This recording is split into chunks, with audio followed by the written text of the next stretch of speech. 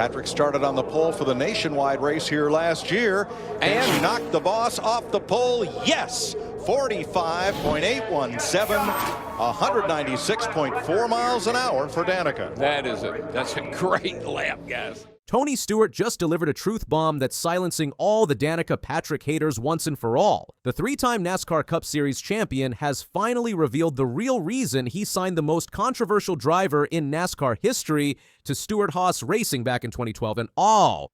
And it's not what everyone thought. While critics have spent over a decade claiming Patrick was nothing more than a marketing gimmick hired for her GoDaddy sponsorship dollars, Stewart just dropped some jaw-dropping facts that prove these doubters have been dead wrong all along. What the NASCAR legend revealed about Patrick's actual driving talent is sending shockwaves through the racing community. In a 2012 interview that's resurfacing and gaining new attention, the NASCAR legend made his position crystal clear with words that cut straight through the noise and speculation.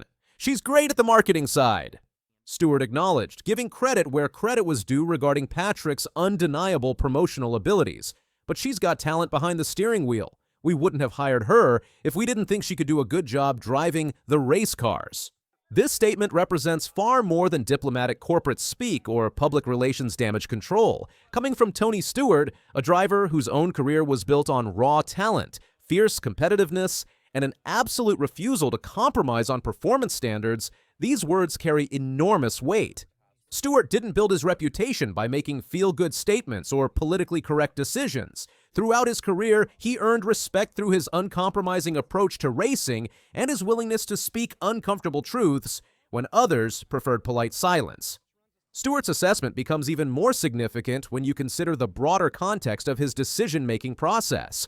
As a team owner, Stewart understood that every driver signing represented both an opportunity and a risk. In NASCAR's ultra-competitive environment, where hundredths of seconds separate success from failure, and where sponsor relationships can make or break entire organizations, the decision to hire any driver requires careful evaluation of multiple factors. Stewart's public declaration that Patrick possessed genuine driving talent wasn't a throwaway comment. It was a professional assessment from someone whose livelihood depended on making correct evaluations. The financial aspects of Patrick's arrival at Stewart-Haas Racing certainly couldn't be ignored, and Stewart was refreshingly honest about acknowledging this reality. The GoDaddy partnership delivered an astounding financial windfall of over $20 million annually to the organization, providing the kind of economic stability that allows teams to invest in better equipment, attract top-tier personnel, and compete at the highest levels. Stewart characterized having a partner like GoDaddy that came with her as a luxury, demonstrating his understanding of the business realities that drive modern NASCAR operations.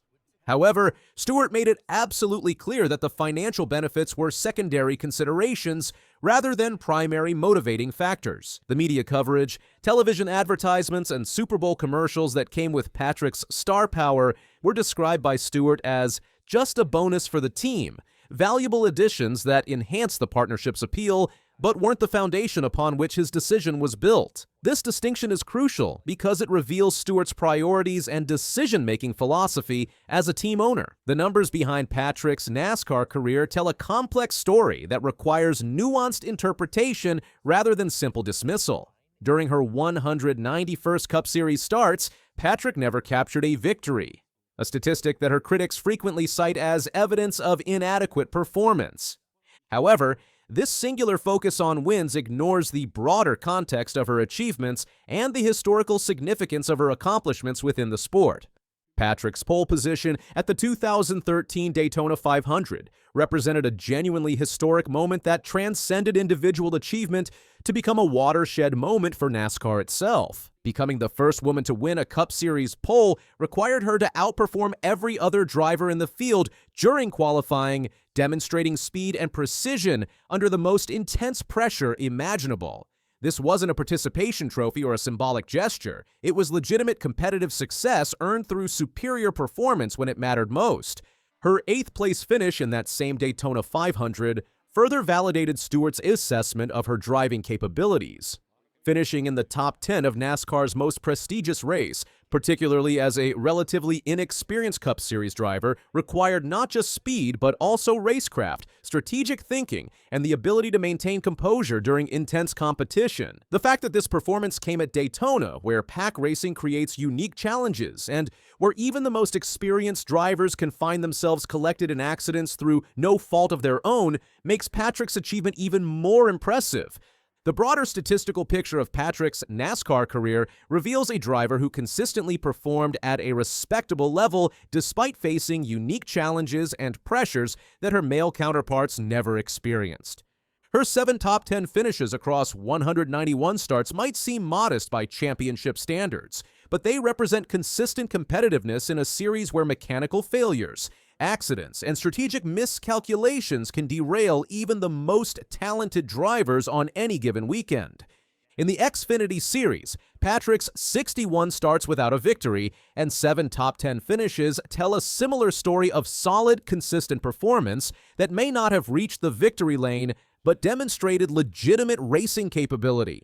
These results came while Patrick was simultaneously learning the intricacies of stock car racing, adapting to different tracks and racing conditions, and managing the intense media scrutiny that followed her every move. Patrick's success in IndyCar racing provides additional context for understanding her capabilities as a driver. Her victory at the 2008 Indy Japan 300 made her the first woman to win an IndyCar race. Down the backstretch for one more time. Does she have enough fuel to get around the final 2 corners? Into turns 3 and 4. Danica Patrick coming out of 4, and boys, move over. The lady is coming through. Danica Patrick wins at Twin Ring Motegi.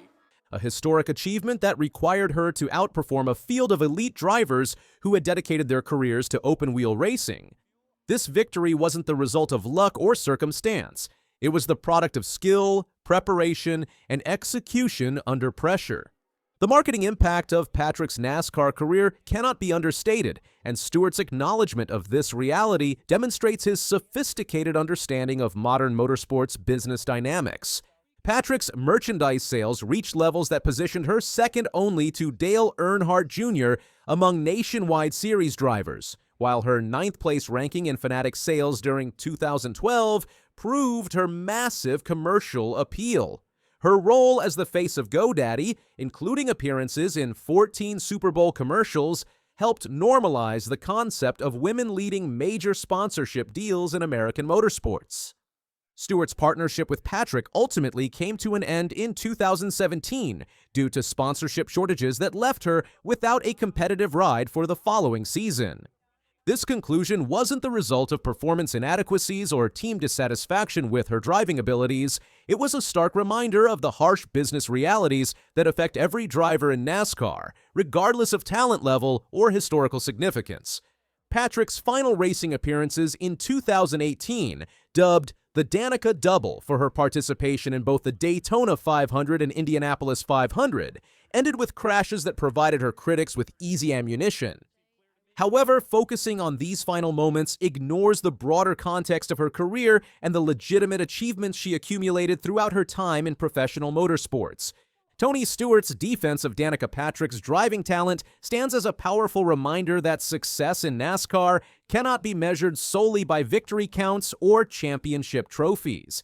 His willingness to publicly acknowledge her capabilities, particularly in an era when such statements carried professional and financial risks, demonstrates both his integrity as a competitor and his sophisticated understanding of what it takes to succeed at the highest levels of motorsports.